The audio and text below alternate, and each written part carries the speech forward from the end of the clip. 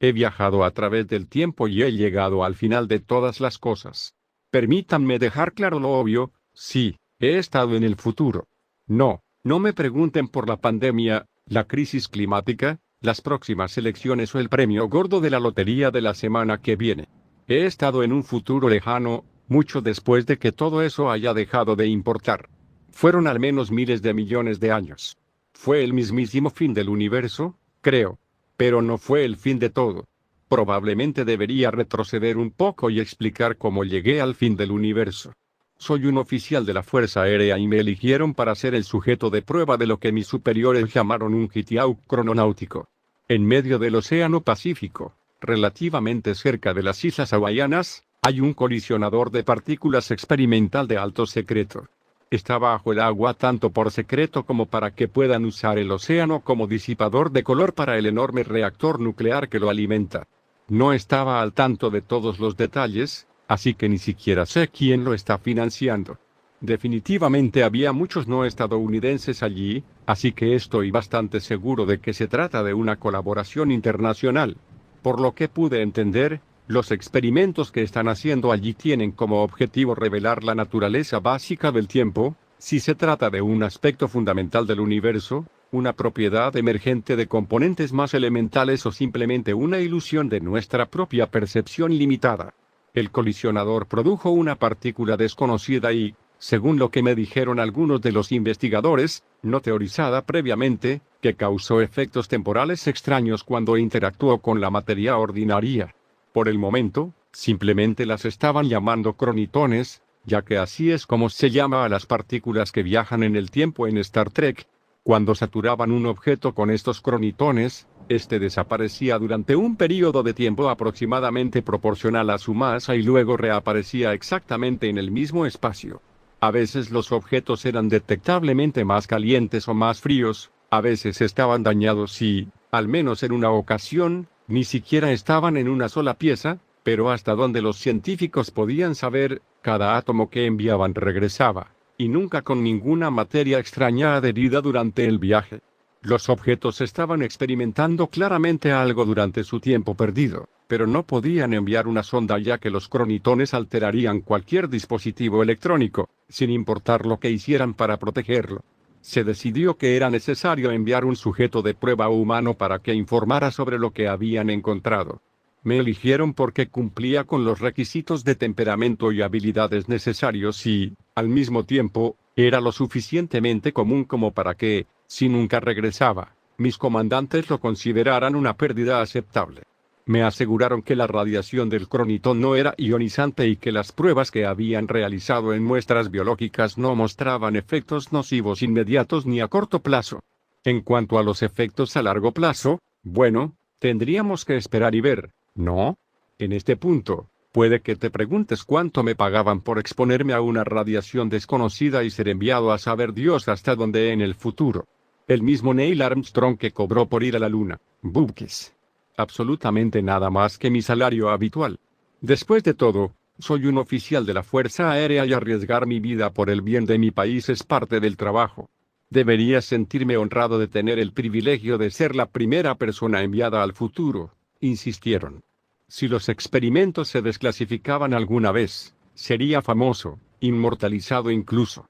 Y si me negaba, casi con toda seguridad me enviarían a una prisión militar por insubordinación, así que volví al futuro.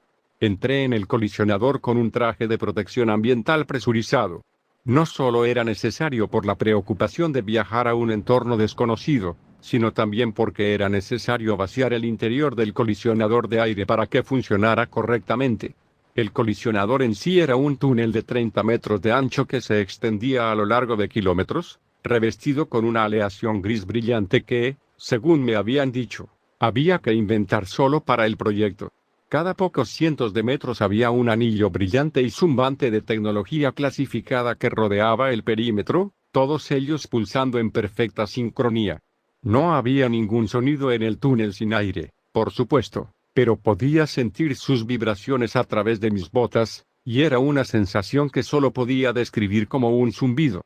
Los anillos estaban todos interconectados por 4 conductos espaciados uniformemente que recorrían toda la longitud del colisionador, cada uno de los cuales pulsaba con una luz en órbita que, a pesar de la distancia mucho mayor, coincidía con las RPM de los anillos.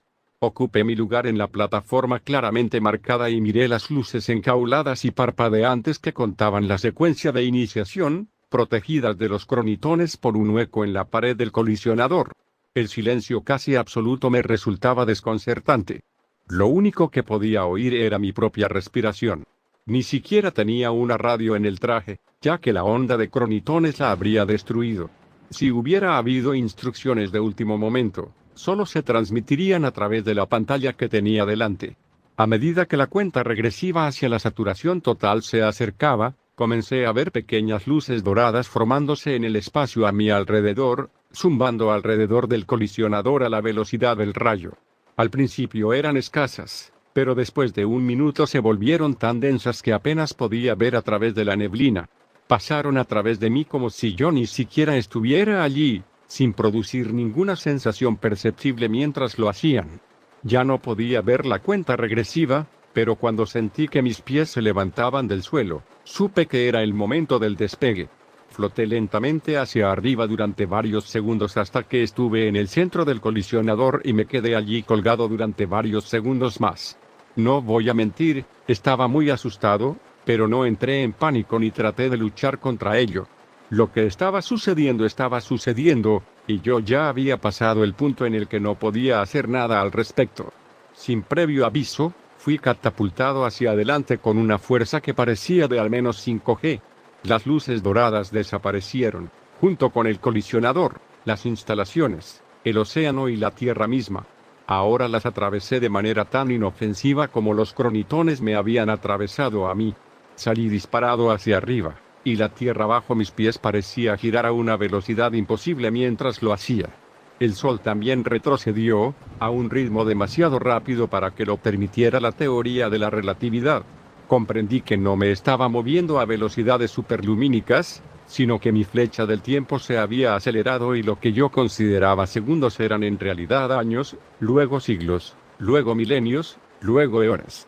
Fui cada vez más rápido, atravesando sistemas estelares en una fracción de instante, tan rápido que orbitaba toda la galaxia una vez cada pocos segundos, como si estuviera atrapado en una especie de cinta de correr galáctica fuera de control.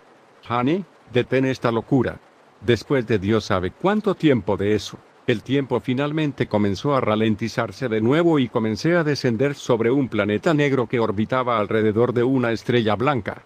De alguna manera, intuitivamente, comprendí que esto era la Tierra.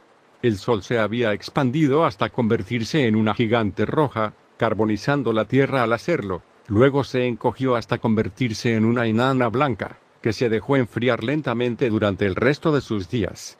La ciencia moderna predice que el Sol en expansión en realidad consumirá la Tierra. No sé si esta predicción es falsa o si nuestros descendientes que viajan por el espacio lograron ampliar la órbita de la Tierra. Desde el alto punto de observación del espacio, había considerado que esta Tierra oscura había estado estéril de cualquier vida durante mucho tiempo, pero al caer al suelo vi que me había equivocado en mi juicio. Aterricé en la Tierra de pie, como lo haría un gato desde la rama de un árbol. Mi viaje a través del tiempo y el espacio no me había hecho ningún daño, y me quedé solo para examinar el destino final de mi mundo natal. Lo que vi fueron dunas de regolito ennegrecido. Hace mucho, mucho tiempo, el calor del sol había evaporado los océanos y arruinado la atmósfera para la vida fotosintética. Las fuerzas de la entropía y la erosión habían derribado todas las montañas y estructuras hechas por el hombre, reduciéndolas a polvo. No pude evitar recordar el poema Ozymandias, al ver todo perdido en el desierto global. El núcleo fundido se había enfriado y la magnetosfera se había debilitado, dejando un viento solar más potente que irradiaba la superficie y poco a poco iba despojando a la atmósfera. El sol rojo, aunque con una furia infernal en sus ataques mortales, hacía tiempo que se había reducido a la enana blanca que ahora colgaba en el cielo oscurecido. Aunque lo que quedaba de la atmósfera seguramente ya no sería respirable para mí si me quitaba el casco, la temperatura era al menos tolerable. Toda la razón me decía que nada podría haber sobrevivido a semejante cascada de apocalipsis, y sin embargo, A solo unos cientos de metros de donde me encontraba había un solo árbol. Si tuviera que adivinar, diría que medía casi 300 metros de altura.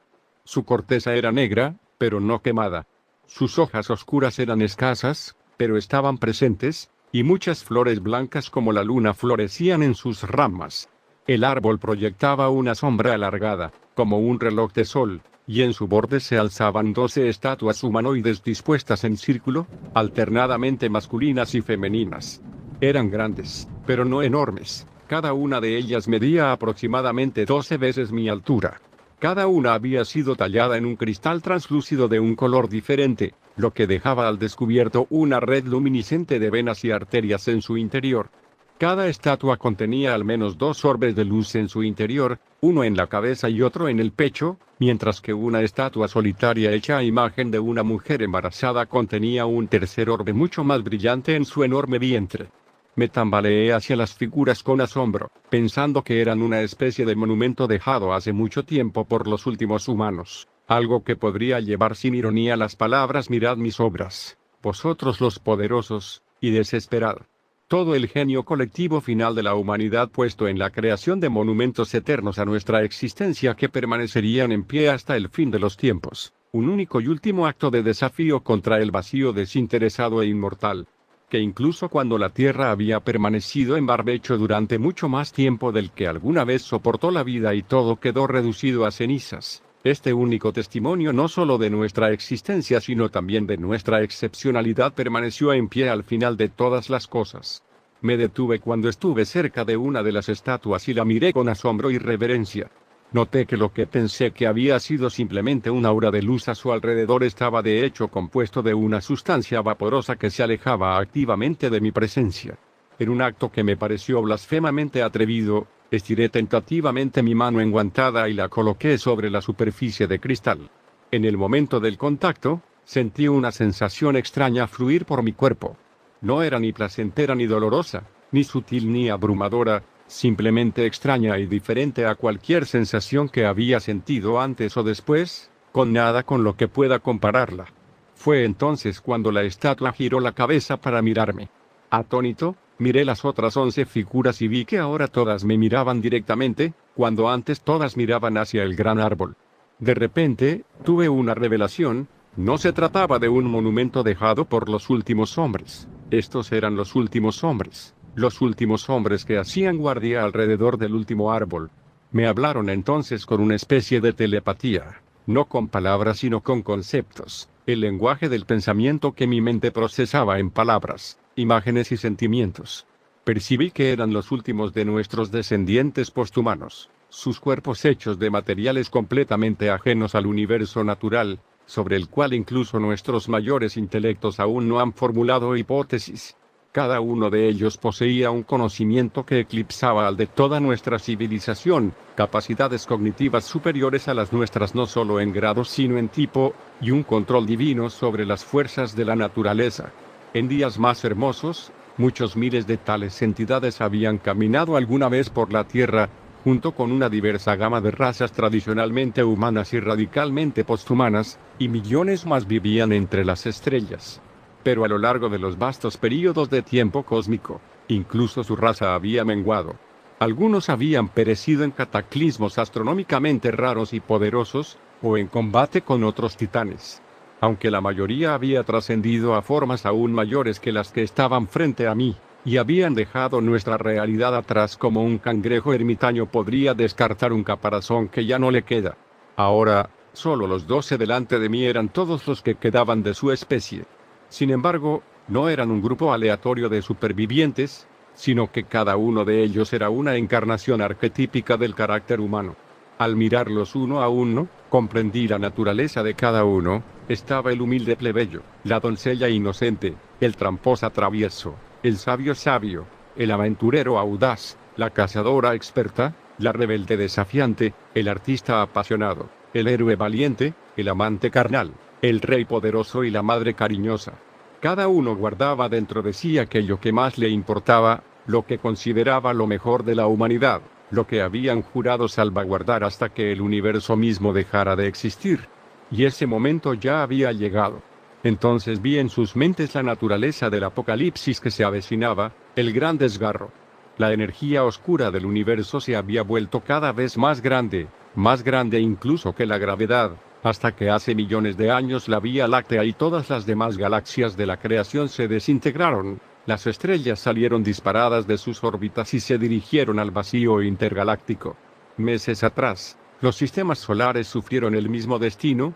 Los planetas se separaron de sus estrellas madre, la Tierra solo permaneció así por los designios de los titanes que me precedieron. Ahora, en los momentos finales, la Tierra misma se desmoronaría, seguida por componentes de materia exponencialmente más pequeños y luego incluso el espacio-tiempo mismo en una singularidad de Big Rip. Incluso los titanes sucumbirían a este apocalipsis, pero incluso ante su desaparición, sentí que aún tenían esperanza. La madre fue la fuente de esta esperanza, pues la luz resplandeciente que se gestaba en su vientre no era un niño titán, sino una nueva singularidad del Big Bang. Su diseño nació de las mentes de cada uno de los 12 titanes. Su forma se forjó a partir de sus propias esencias. Si tenían éxito, esta nueva singularidad sobreviviría al Big Rip y luego explotaría en un nuevo universo propio, y ellos renacerían como sus dioses. Fue entonces cuando la tierra bajo mis pies empezó a temblar y supe que había llegado el momento. Las hojas y las flores cayeron del árbol. Su caída flotante fue el presagio final de que la vida ya no podía durar más, un presagio que la madre desafió al entrar en labor de parto. Los titanes prorrumpieron en un himno y en ese momento su destino fue el mismo que el de cualquier otro ser humano, sabiendo que morirían con la única fe de que sobrevivirían en alguna nueva forma. Justo cuando pensaba que yo también podría ser destruido en la singularidad de Big Rip, comencé a levitar de nuevo y supe que debía regresar a mi propio tiempo. Sin embargo, antes de partir, el titán tramposo arrancó una sola flor blanca del suelo y la colocó en mi palma. Cerró mi puño alrededor de ella, me guiñó un ojo y me fui. Volé hacia arriba, alejándome de la Tierra, y hacia atrás desde el Big Rip, repitiendo mi viaje alrededor de la galaxia en sentido inverso hasta que regresé a una Tierra azul y verde alrededor de un sol amarillo. Sin embargo, mi aterrizaje de regreso no fue tan suave como el primero. En el instante en que mis pies tocaron la plataforma, una onda expansiva se extendió por el colisionador y cada anillo explotó violentamente, inundando el túnel con metralla y extraños fuegos de plasma. Las paredes del colisionador estallaron y el agua del mar entró a raudales, arrastrándome hacia la superficie. Solté la flor durante todo esto, perdiéndola en los remolinos submarinos.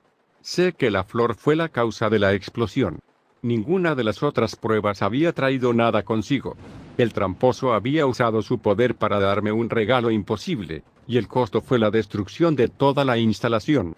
Afortunadamente, no fui la única sobreviviente, pero las instalaciones quedaron destruidas sin posibilidad de reparación. Cuando me informaron, les conté lo de la flor, lo de todo, pero no me creyeron. Tomaron la ausencia de la flor como prueba de que todo era un sueño febril, de que nada de lo que había experimentado era real. Me sentí un poco como Cassandra, que había recibido una revelación divina que nadie creería. Pero el lado positivo es que no me culparon de la destrucción de las instalaciones. No sé si tienen intención de reconstruir las instalaciones o no, pero si lo hacen, seguro que se lo pensarán mucho antes de arriesgarse a utilizar a otro sujeto de prueba humano. Miles de millones de dólares por un extraño viaje con drogas es un poco caro. Después de todo, después de una serie de pruebas y un largo periodo de observación, me dieron el alta y me permitieron volver al servicio activo, sin que se me considerara que había sufrido mucho después de mi breve visita al fin de los tiempos. Por supuesto, también tuve que firmar un acuerdo de confidencialidad en el que juraría no decirle ni una palabra a nadie sobre el asunto. Entonces, ¿por qué les cuento todo esto ahora? Porque la flor regresó a mí.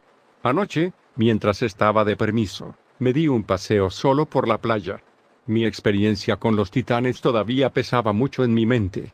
Estoy seguro de que siempre lo hará.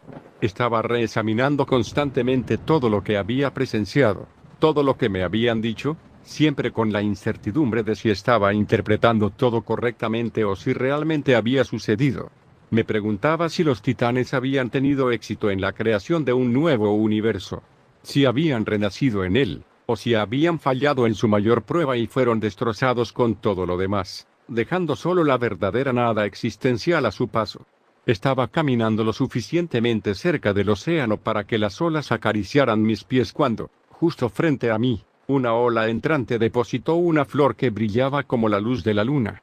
Incrédula, me arrodillé y la recogí entre mis manos, examinándola con atención para no dejarme engañar por ilusiones y una mera coincidencia. Pero no tenía ninguna duda de que era la misma flor, la flor del último árbol que me había regalado el titán tramposo. Una flor de loto radiante, de un blanco plateado, con estambres de hidrógeno metálico y motas de luz estelar sobre sus pétalos impecables. Había regresado a mí. No sé por qué me la había regalado el tramposo, pero parece que no es un regalo que se pueda desechar tan fácilmente. Para ser sincero, no había pensado mucho en el árbol hasta entonces. En todo caso, había pensado que su supervivencia era un mero acto simbólico de conservación por parte de los titanes. Pero el regalo de su flor y su imposible retorno indicaban que era más que eso. ¿El árbol servía de alguna manera a los planes finales de los titanes? ¿Llevar la flor conmigo al presente ayudaba a sus objetivos? ¿Se supone que debo hacer algo con ella? No puedo saberlo con certeza, por supuesto, pero creo que la respuesta a todas esas preguntas es sí. Más allá de eso, no tengo idea. Ojalá el tramposo me hubiera dado más que un guiño en las instrucciones. Tal vez mis limitaciones mortales sean las culpables de ser tan obtuso, pero parece que si fueran tan inteligentes, podrían haber encontrado una manera de dejarme en claro sus intenciones.